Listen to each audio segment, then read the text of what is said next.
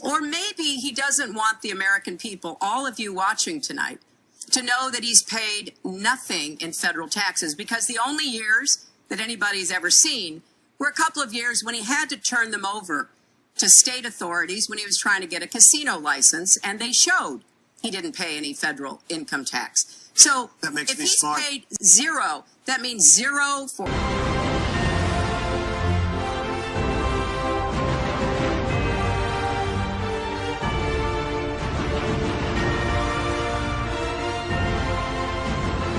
Zero. That means zero for... Close ties to GEMS Education International. The education management firm, which operates from its headquarters in Dubai, is one of the largest K-12 education networks in the Middle East, North Africa, and Asia, and even runs schools in the UK and here in the US. GEMS Education focuses on educating its students on tolerance, global citizenship, and spreading its underlying teachings of Sharia law, a philosophy known for repressing women and minority rights. Billionaire Sunny Varkey, an education entrepreneur, founded GEMS Education International and also developed the nonprofit Varkey Foundation. GEMS Education donated close to $5 million to the Clinton Foundation, while the Varkey Foundation gave between $250,000 to $500,000. But the Clintons' connections don't stop there.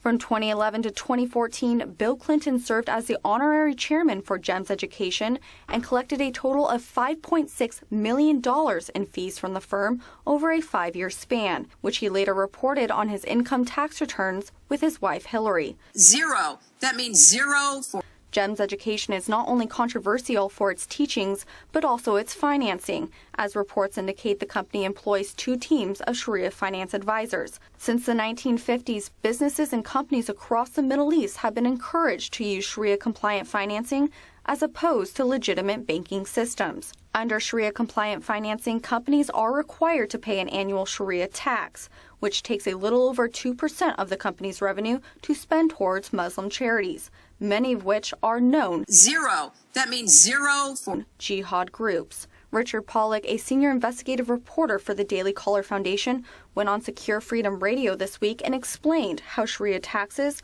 are being used to fund terrorist organizations. Well, it turns out that part of the bedrock of Sharia finance is a Sharia tax to provide for other types of activities within the society. And there's 8 different taxes, and one of the 8 is that you must pay funds.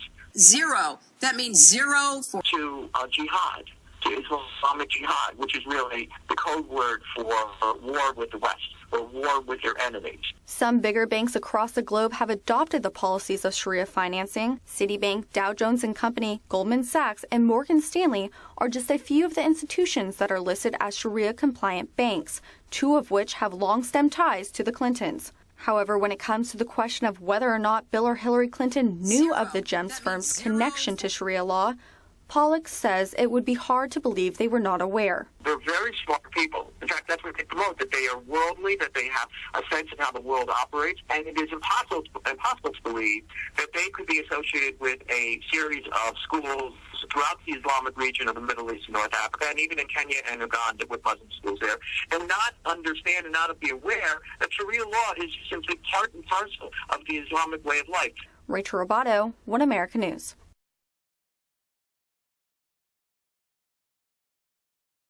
Zero. That means zero for...